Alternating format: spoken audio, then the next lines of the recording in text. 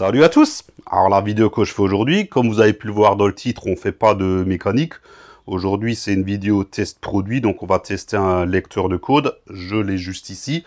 Donc c'est un lecteur de la marque King Bollen. Donc dans leur gamme semi-pro, ils ont trois modèles, le S500, le S600 et le S800. Donc là c'est le S800, c'est le plus puissant de sa catégorie. Donc là, sans plus attendre, on va le déballer, on va voir ce qu'on reçoit et ensuite on va le tester sur la chargeur. Je vais créer quelques pannes et on va voir si lui il est à la hauteur. Bon ben, on perd pas de temps et on attaque de suite.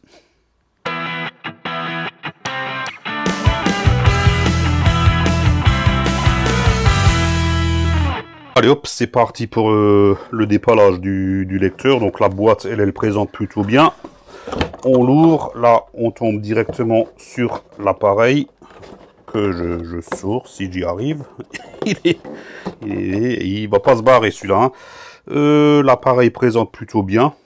C'est pas trop lourd. Le plastique m'a l'air de bonne qualité. C'est un petit peu regrettable que c'est du plastique dur.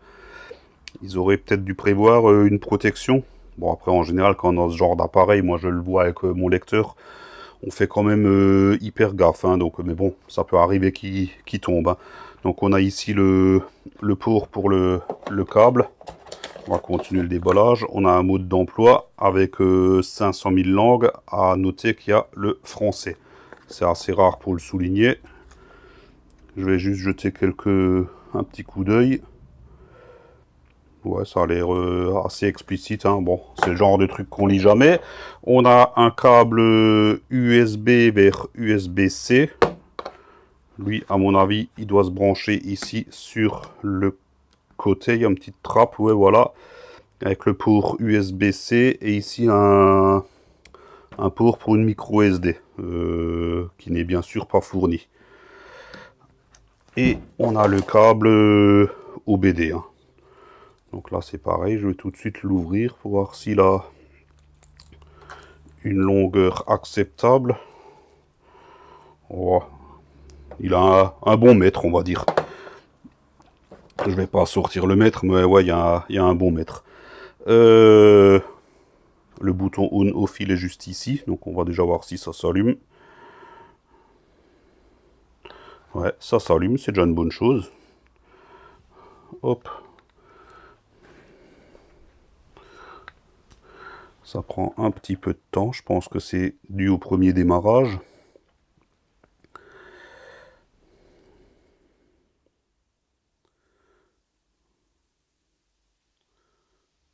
Eh ben dis donc.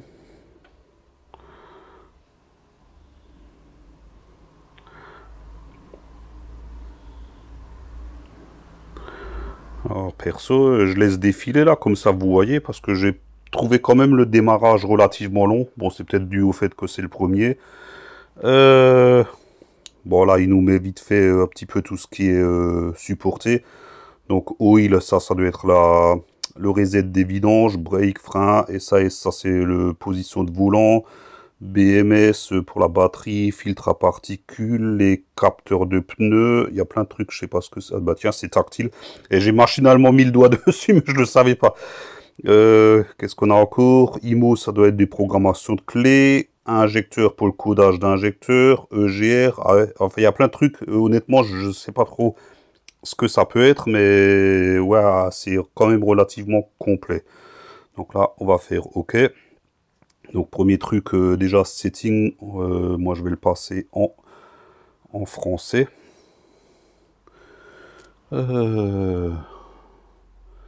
Network, language, voilà, on commence par ici, et français. Donc c'est bien sûr, bah tiens, attendez, on va voir, ouais, il y a quand même pas mal de langues. Hein. Ouais. Enfin, nous, ce qui nous intéresse, c'est le français. Bah oui, du coup, il y a été mis par office, je n'ai même pas validé. Retour. Ah non, il n'y est pas mis par office, faut valider. Français. Et OK. Voilà, là il change. J'avais pas validé. Vous avez changé de langue. Pour synchroniser la langue, vous devez télécharger nouvel logiciel diagnostic. Bon, déjà, il me demande de faire une mise à jour. Pour faire cette mise à jour, je suppose que... Est-ce qu'il fait du Wi-Fi? Réseau, ouais, ça doit être là.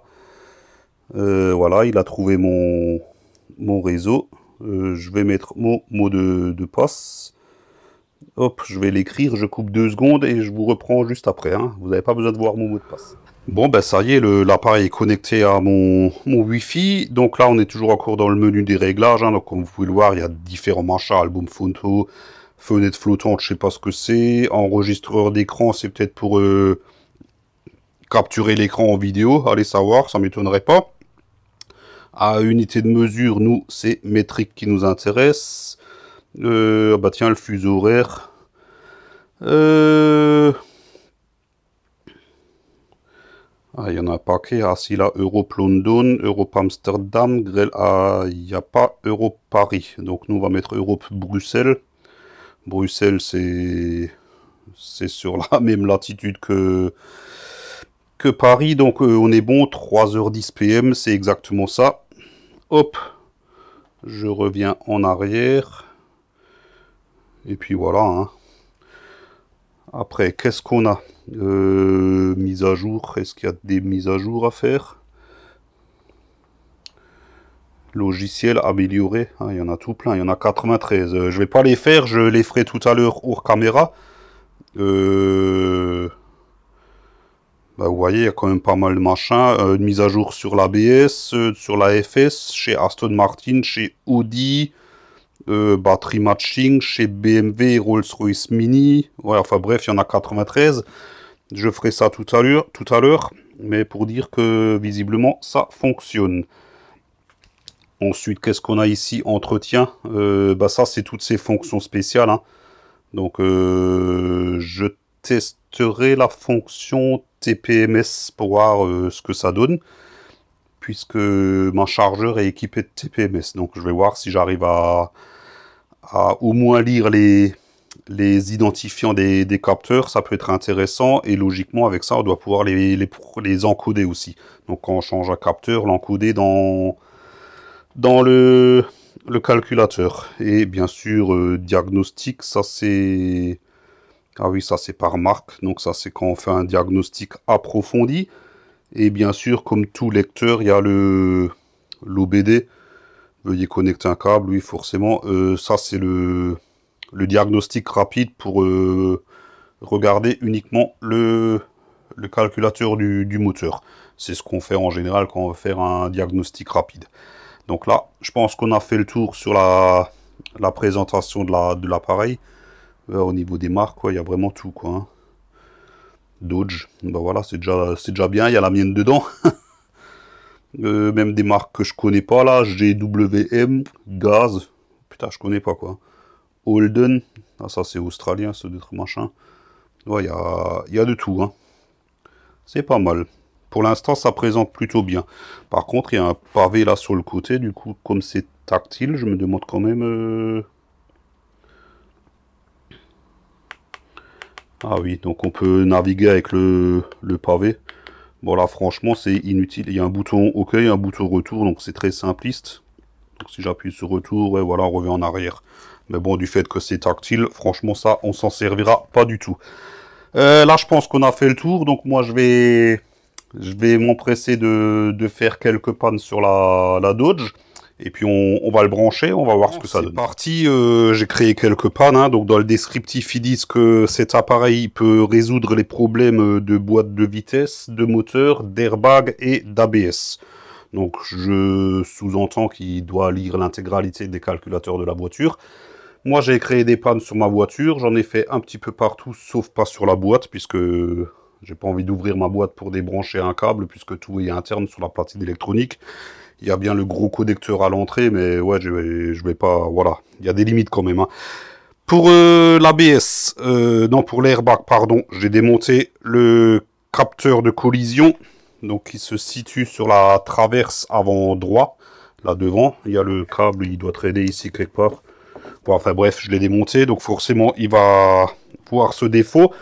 Pour ce qui est de l'ABS, j'ai tout simplement débranché le capteur de roue avant droit aussi. Et pour le moteur, j'ai déconnecter l'injecteur du cylindre numéro 7. Donc là, on va mettre la voiture en route. Elle va nous remonter tous ses défauts. Bon, elle va tourner comme une patate, il va manquer un cylindre. On va brancher l'appareil là. On va voir s'il peut lire ses défauts. On va les résoudre et s'il pourra les effacer. Donc là, je perds pas de temps. On se met au volant et puis on la met en route. Je suis au volant, donc je démarre.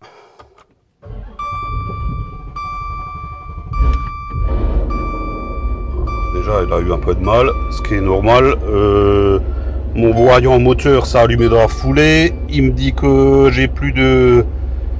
Ah, il y a pas mal d'erreurs qui sont remontées. Donc là, j'ai le défaut airbag. J'ai le défaut ABS. L'anti-patinage, forcément, puisque le capteur est débranché. FCW off, ça c'est mon régulateur automatique, donc qui est désactivé. Et il y avait un petit message là qui disait aussi que... Oh zut, que le régulateur ne fonctionnait plus. Ça c'est le régulateur adaptatif. Donc là je coupe, hein, ça sert à rien de laisser tourner. Je vais chercher le lecteur et on va le brancher. Bon, j'ai branché le lecteur, le contact est mis. Donc on va déjà commencer par faire un diagnostic moteur. Donc là ça devrait être assez rapide. Donc là en fait il ne va regarder que le calculateur moteur et rien d'autre, hein. Donc il me trouve bien mon numéro de série, état 1000 on, ok, DTC 1.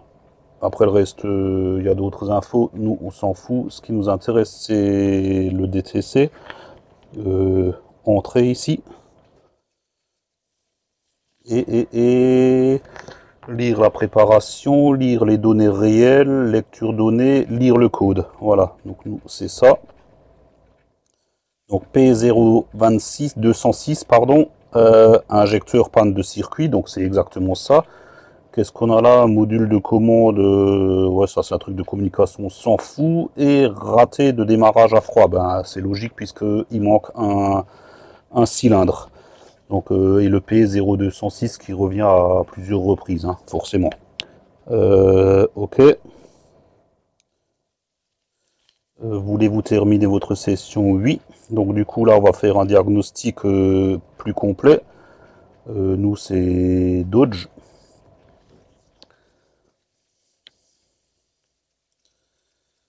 Hop. Ça prend un petit peu de temps, c'est normal.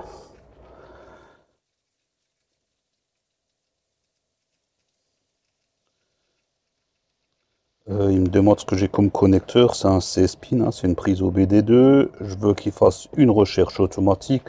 Veuillez confirmer le véhicule est équipé. Bon, ouais, on va confirmer. Il me ressort bien mon numéro de châssis, tout ça, donc ok. Test rapide, balayage du système, sélection du système. Nous, on va faire un balayage.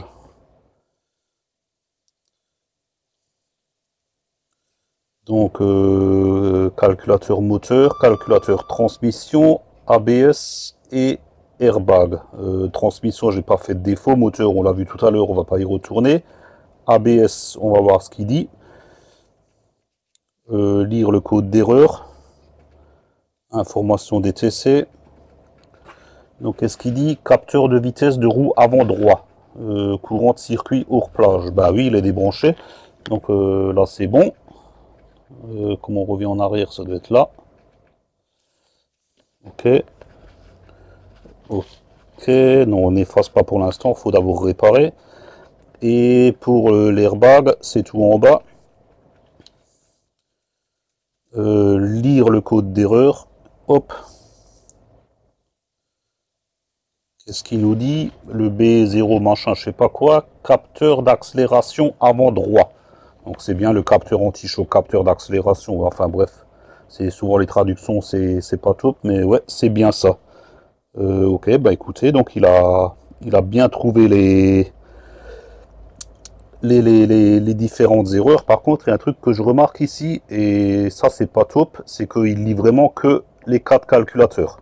Moteur, transmission, ABS et airbag. Alors que cette voiture est équipée de plein d'autres calculateurs, hein. Il y a des calculateurs, des modules dans chaque porte. Il y a des modules de siège, il y a des modules pour le chauffage. Il y en a une bonne quinzaine, voire une vingtaine. Et là, il ne lit que ces quatre-là.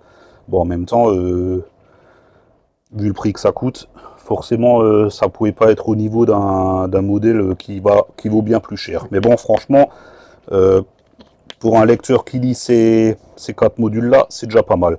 Donc maintenant, ce que moi je vais faire, je vais déjà couper le contact, je vais sortir de là, je vais réparer tous mes défauts, et puis je vous reprends pour l'effacement. Bon, me voilà de retour, donc j'ai réparé toutes mes pannes que j'avais créées. Donc maintenant, on va s'amuser à effacer les codes. Donc là, du coup, ça refait un diag.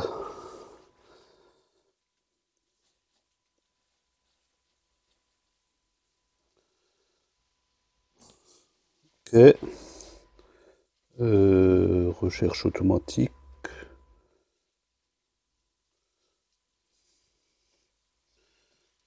Ok. Balayage du système, on va tout rebalayer. Bon, comme dit, c'est super rapide. Par contre, il n'y a pas de... Je trouve dommage qu'il n'y a pas Ah zut, de fonction pour tout supprimer d'un coup. On est obligé de rentrer dans chaque calculateur. Lire le code d'erreur, information DTC. Donc il y est. Bon, j'ai réparé, mais il y est. Donc ce qu'on va faire, effacer le code d'erreur. Êtes-vous sûr? Oui. C'était très rapide. Lire, information DTC. Aucun DTC. Parfait. Donc là, voilà. Ensuite, l'ABS. Lire le code d'erreur. Bon, pareil, hein, il y est, capteur de vitesse, ok. Je reviens en arrière. Effacer. Êtes-vous sûr? Oui. Effacement réussi. Lire. C'est toujours bien de relire derrière pour être sûr que c'est bien effacé. Aucun DTC. Moi, je le fais systématiquement. Hein. Et on finit avec l'airbag. Lire. Capteur d'accélération, voilà, il est toujours encore là. Effacer. Effacement réussi. Lire. Aucun DTC. Parfait. Donc là, il nous a tout effacé.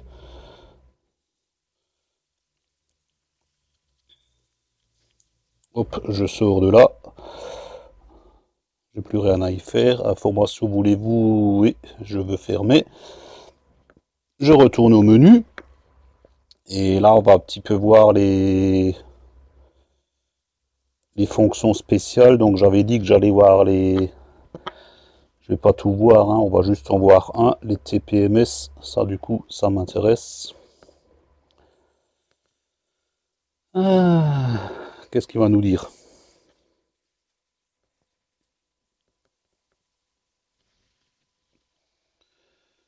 Clause de non-responsabilité, si vous utilisez, que mettez niveau le logiciel, cela indique que vous avez accepté. Oui, j'accepte. Chrysler, Jeep, Dodge. Nous, on est juste là. Mettez le contact, il y est.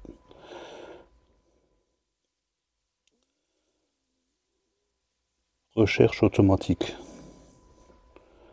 Ok.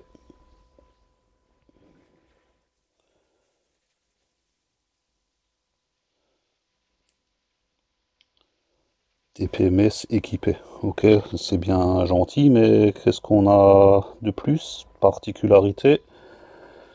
Programme ID du capteur avant gauche, arrière gauche, avant droit à programmer. Donc visiblement, on peut programmer. L'exécution de cette fonction peut changer l'état du véhicule, soyez prudent, ok. Programmer ID du capteur pneu avant. Et donc voilà, je vais pas aller plus loin. Enfin si, tiens, voilà, comme quoi il nous permet bien de programmer des capteurs de roue. Donc si vous changez des capteurs, on peut les programmer. Ça, du coup, c'est pas mal, puisque tous les véhicules sont équipés de capteurs ou d'un système équivalent. C'est obligatoire, hein. Veuillez d'abord quitter cette fonction. Hop. Voulez-vous vraiment quitter? Oui, voilà. Qu'est-ce qu'on a d'autre qu'on pourrait regarder vite fait là? Sunroof. Ça c'est quoi? C'est le toit ouvrant, j'en ai un. Je sais pas ce que c'est comme particularité ça.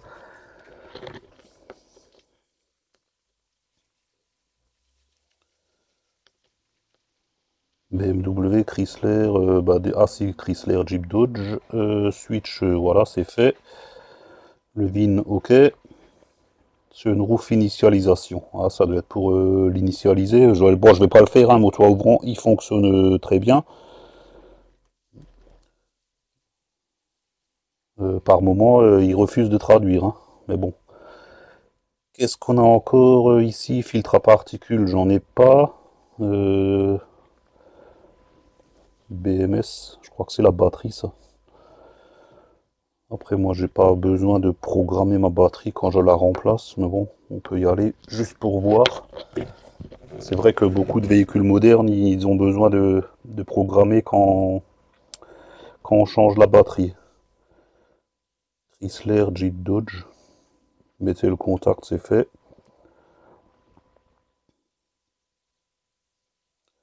Recherche automatique. Cette fonction n'est pas supportée par le véhicule actuel. Bah oui, forcément, hein, comme dit, moi je change ma batterie. Bon, il nous informe, hein, c'est pas mal. Hein. Bon, je pense qu'on a fait le tour. Hein. On va juste redémarrer vite fait pour voir que tous les défauts, il n'y en a plus aucun qui apparaît. Et puis on aura fait le tour. Hein. Donc je coupe, je me mets à la place et on va démarrer. Le contact est mis, ben hop, on y croit. Hein.